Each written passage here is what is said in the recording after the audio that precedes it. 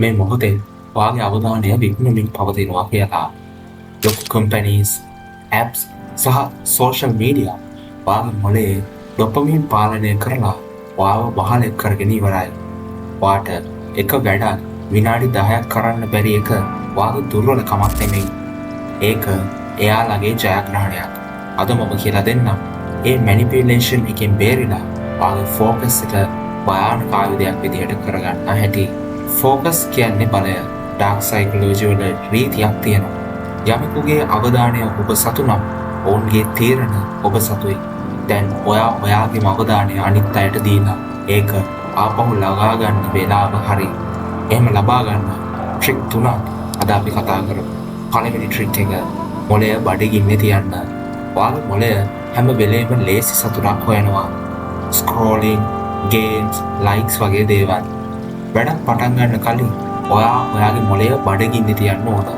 මොකද්ද මේ බඩගින්නේ තියනවා කියලා කියන්නේ? වැඩක් පටන් ගන්න කලින් විනාඩි 15ක් කිසිම ස්ක්‍රීන් එකක් දිහා බලන්න එපා. සින්දුවක් අහන්න එපා. නිකන්ම ඉන්න. මොළයට ඒ පාළුව දරා ගන්න බැරි වුණාම ඔයා කරන්න යන වැඩේ මොනතරම් අමාරුද? මොළය එකට කැමති වෙනවා. මොකද මොළයට දැන් ඕනේ මොකක් හරි උත්තේජනයක් විතරයි. අමාරු වැඩේ දැන් ලේසි වැඩක් වගේ පේන්න පටන් ගන්නවා. දෙවෙනි ට්‍රික් එක මානසික නැංගුරුම්. සිග්ම කෙනෙක් තමන් වැඩ කරන පරිසරය පාලනය කරනවා. වැඩ කරන වෙලාවට විතරක් එකම එක සුවඳක් හරි එකම එක නොයිස් කැන්සලින් මියුසික් එකක් හරි පාවිච්චි කරන්න. සති දෙකක් යද්දී ඒ සුවඳ දැනුණු ගමන් ඔයාගේ මොළයට ඔටෝ පයිලට් එකෙන්ම ඩීප් වර්ක් මෝඩ් එක ඔන් කරගන්න. මේක ඔයාගේ මොළයට දාන සයිකොලොජිකල් ඇන්කර් එකක්. ඒ සුවඳ දැනෙනකොට මොළය දන්නවා දැන් වෙන වැඩ නෑ, වැඩ විතරයි කියලා. තුන්වෙනි ට්‍රික් එක තප්පර 10ක නිරීක්ෂණය. වැඩක් කරද්දී ඔයාට ෆෝන් එක බලන්න හරි වෙන තැනකට අවධානය යවන්න හරි හිතනවා නම් ඒකට බනින්න එපා. නිකන්ම ඒ දිහා බලන් ඉන්න. ඒ හැඟීම දිහා පිටතින් බලන කෙනෙක් විදියට රස විඳින්න. දැන් මගේ හිත ඩිස්ට්‍රැක්ට් වෙන්න හදන්නේ. මට ෆෝන් එක බලන්න ආසාවක් එනවා.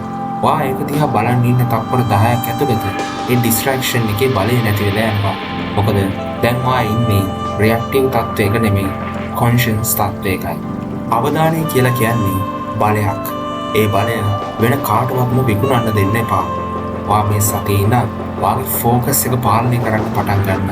මනස ශක්තිමත් කරගෙන ඉදිරියට යන්න. ජය වේවා.